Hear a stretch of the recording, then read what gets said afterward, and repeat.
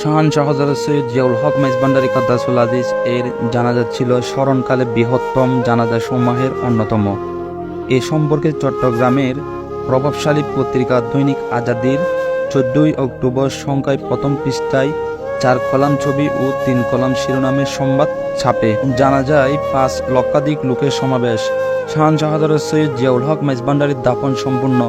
মাইজবান্ডার দরবার শরীফে গতকাল বিকেল 4:15 থেকে সন্ধ্যা 7টা পর্যন্ত পরপর 3 জামাতে 5 লক্ষাধিক লোকের উপস্থিতিতে মহান আধ্যাত্মিক সাধক ওলিয়ে কামেল হযরত গৌসুল আজম শাহানশাহ হযরত সৈয়দ জিয়াউল হক মেজবান্ডারীর কাদ্দাসুল আজিজের নামাজে জানাজা সম্পন্ন হয়। নামাজে জানাজার পর লক্ষ লক্ষ আশেক ভক্ত অনুসারীর বুক ফাটা আর্তনাদের মধ্যে তাকে তার হুজরা শরীফে দাফন করা হয়। স্মরণকালের বৃহত্তম এই জানাজায় অংশগ্রহণের উদ্দেশ্যে গতকাল সকাল থেকে লক্ষ লক্ষ লোকের দল সকল প্রকার যানবাহন যুগে মাইজবান্ডার দরবার শরীফের দিকে ছুটতে থাকে।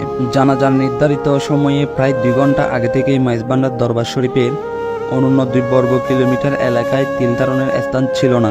জানাজার নামাজের আদায়ের উদ্দেশ্যে দরবার শরীফের মাঠ, রাস্তা, গড়ের অভ্যন্তর, ছাদ, খান্নিস, অলি গলি অর্থাৎ যে যেখানে পারে ঠাই করে নেয়। পশ্চিমের গাউসিয়া আহমদিয়া মঞ্জিল থেকে পূর্বে প্রাইমারি স্কুল ময়দান পর্যন্ত তিল ধারণের ঠাই ছিল না। নাদিরহাট থেকে মাইজবান্ডার দরবার শরীফ পর্যন্ত প্রায় 3 কিলোমিটার পথ ধরে গতকাল মাগরিবের পরেও হাজার হাজার মানুষকে মাইজবান্ডার দরবার শরীফের দিকে যেতে দেখা যায়। মুরাদপুর বাস স্টেশনে সারাদিন মাইজবান্ডারগামী জনতায় ভিড়।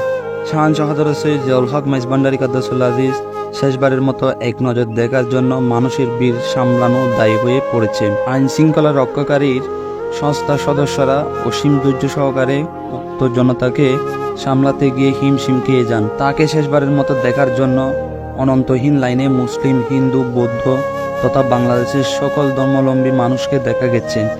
নারী ও শিশুদের জন্য আলাদা লাইন করে তাকে দেখার ব্যবস্থা করা হয়। জানাজার পূর্বে ও পরে কালেমায়ে তৈয়বা, আল্লাহু রাব্বি, মুহাম্মদ নবী প্রভৃতি ধ্বনিতে সমগ্র মাইজবান্ডার দরবার শরীফে এক অলৌকিক দৃশ্যের অবতারণা হয়। আনন্দের বাড়িতে আপন পরিবার, আত্মীয় স্বজন ও মহিলা ভক্তদের বিদায় দানের পর হযরত গৌসুল আজম মেজবান্ডারীর রওজা শরীফ মাঠে নেওয়ার সময় পবিত্র কফিনকে একটুখানি ছোঁয়ার জন্য ভক্ত অনুরক্তদের সেই কি প্রান্ত প্রচেষ্টা। প্রচণ্ড ভিড়ের চাপে অসংখ্য জুতা ছেন্ডেল রাস্তায় পড়ে থাকতে দেখা যায়।